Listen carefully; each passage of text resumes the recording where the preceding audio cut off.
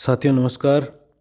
पिछली वीडियो में हमने आपको बताया था कि विभाग में किसी भी प्रकार के कनेक्शन के लिए कोई भी एस्टीमेट बनाया जाता है तो उसमें जो आइटम्स लिए जाते हैं उनके क्या रेट होते हैं, उसे कौन डिसाइड करता है, उसके लेबर के लगाने के रेट क्या होते हैं, जिसके हिसाब से आपके एस्टीमेट की राशि आपको निगम में जमा करवानी होती है।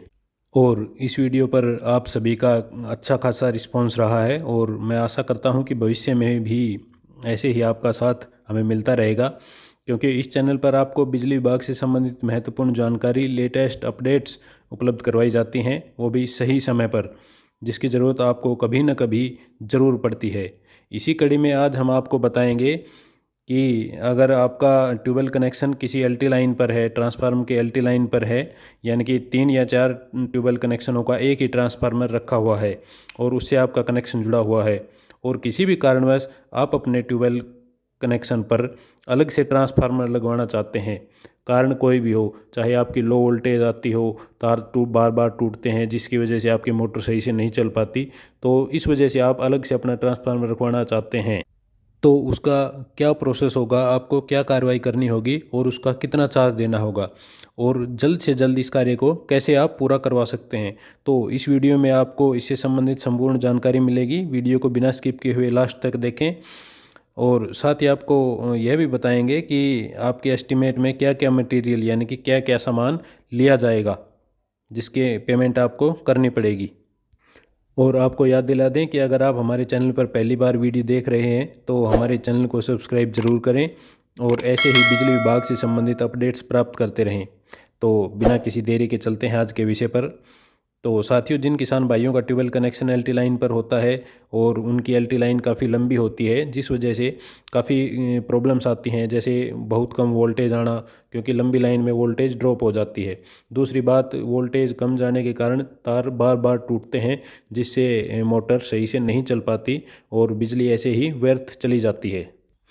फिर ये प्रॉब्लम्स आने के बाद किसान सोचता है कि क्यों ना वो अपने ट्यूबवेल कनेक्शन पर अलग से ट्रांसफार्मर लगवा ले, तो ठीक रहेगा, उसकी मोटर सही से चलेगी और सही बिजली उसको उपलब्ध होगी। तो इस विषय में आपको क्या करना होगा, चलिए बताते हैं।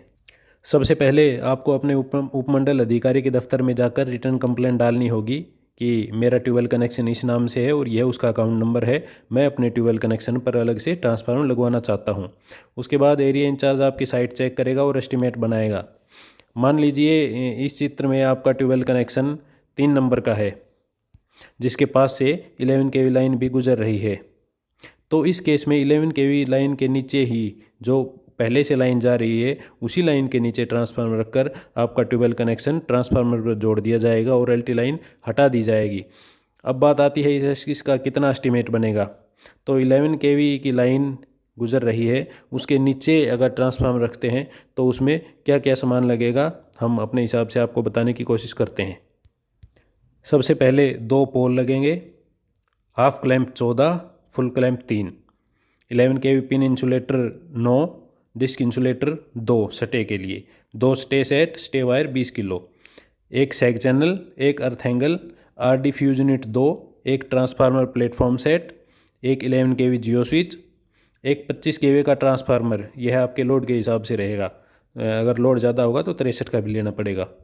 ACSR यानी कि तार 20 मीटर, और उसके बाद GSL है वो एच पोल के लिए लगभग 3 किलो के आसपास लगती है। Nut and bolt 8 kilo, earthing rod 2, GI pipe 40 mm dia 2, GI strip earthing के लिए 2, lighting arrester 3, PG clamp 3, bimetallic clamp transformer के लिए 4, नंबर प्लेट 2, डेंजर प्लेट 2, और साथ ही 4 कोर 25 mm स्क्वायर की केबल 20 मीटर, अगर आपके ट्यूबवेल कनेक्शन की केबल जली हुई है या नहीं है तो उस केस में। तो ये सभी आइटम्स रिक्वायर होंगे एक अंडरलाइन ट्रांसफार्मर का एच पोल बनाने के लिए, और इन सभी के रेट्स हमने आपको पहले ही बता दिए हैं। इससे पहले की वीडियो में हम आपके साथ लेबर रेट्स और इनके मटेरियल के रेट्स डिस्कस कर चुके हैं। आपने अगर वो वीडियो नहीं देखी है तो आप देख सकते हैं क्या क्या रेट्स किस आइटम के लगाए जाते हैं। तो मटेरियल की टोटल कॉस्ट बनती है 1,16,155 रुपये 90 पैसे और लेबर अमाउंट होती है 4,812 रुपये 56 पैसे। अब इसके बाद इसमें 16.5% ओवरहेड चार्ज लगता है। तो इन सभी को जोड़ने के बाद अमाउंट बनती है 1,40,134 रुपये।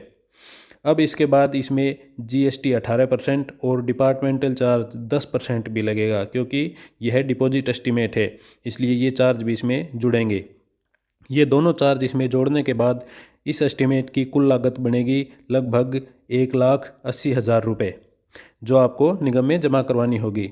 हमने आपको एस्टीमेट का एक ये उदाहरण दिया है, बाकी एस्टीमेट की कॉस्ट साइट सिचुएशन के हिसाब से बनाई जाएगी, क्या क्या मटेरियल उसमें लगेगा। ये एक मतलब आपको समझाने के लिए हमने बताया है कि अगर 11 kV लाइन के नीचे एक ट्रांसफार्मर हमें लगाना हो तो उसमें मोस्टली ये मोटे मोटे आइटम लगाए जाएंगे। अब बात आती है वर्क एग्जीक्यूशन मेथड की, यानी कार्य करवाने के तरीके की। आप दो तरीक़ों से यह कार्य करवा सकते हैं। पहला है डिपार्टमेंटली, जिसमें आपको एस्टीमेट की फुल कॉस्ट निगम में जमा करवानी होगी। इसके बाद निगम इम्पैनल्ड कॉन्ट्रैक्टर के नाम वर्क ऑर्डर जारी करेगा। वह वर्क ऑर्डर लेबर रेट पर हो सकता है या फिर ट्रंक की बेसिस पर भी हो सकता है। फिर वह कॉन्ट्रैक्टर आपका कार्य पूरा करेगा। अब इसमें दूसरा तरीका है सेल्फ एग्जीक्यूशन स्कीम, जिसमें आपको पोल, तार, ट्रांसफार्मर, केबल इत्यादि की अमाउंट निगम में जमा करवानी होगी। साथ ही 1.5% एस्टीमेट की कॉस्ट का 1.5% आपको सुपरविजन चार्ज के तौर पर निगम में जमा करवाना होगा। और एस्टीमेट की शेष राशि आप किसी भी निगम के इम्पैनल्ड कॉन्ट्रैक्टर से देकर और निगम के नियमानुसार डॉक्यूमेंटेशन कंप्लीट करवाने के बाद उस कॉन्ट्रैक्टर से कार्य करवा सकते हैं। अगर आपको इस प्रोसेस में कोई डाउट है या कोई क्वेश्चन है तो आप सब डिवीज़न में जाकर कंज्यूमर क्लर्क से मिलकर अपना डाउट क्लियर कर सकते हैं। और हाँ, अगर आपने वीडीएस स्कीम जो अभी 1-2 महीने पहले ख़त्म हुई है उसमें आपने लोड बढ़वाया था और आपका ट्रांसफार्मर उससे ओवरलोड हो गया हो, तो निगम आपको फ्री ऑफ कॉस्ट उस ट्रांसफार्मर के लोड बैलेंस करने के लिए अलग से ट्रांसफार्मर रख कर देगा, जिसमें आपको कोई भी चार्ज नहीं भरना पड़ेगा। निगम सारी कॉस्ट स्वयं वहन करेगा। इस स्कीम की जानकारी भी हमने उसी दिन दे दी थी जिस दिन स्कीम निगम ने लॉन्च करी थी, और जिस दिन स्कीम क्लोज हुई थी उससे 15 दिन पहले भी हमने एक वीडियो बनाकर आपको सूचित कर दिया था कि क्या प्रोसेस है, आप किस प्रकार से अपना लोड इस स्कीम में बढ़वा सकते हैं और आपको इससे क्या क्या बेनिफिट हो सकता है। कंप्लीट वीडियो हमने बनाई थी, काफ़ी अच्छा आपका रिस्पांस रहा था, बहुत सारे व्यूअर्स ने देखी थी और वीडियो देखकर उसका बेनिफिट भी उठाया था। तो साथियों, यह थी आज की जानकारी।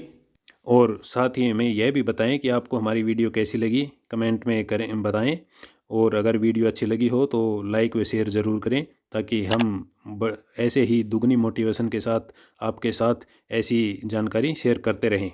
साथियों, यह वीडियो केवल आपकी जानकारी मात्र के लिए है।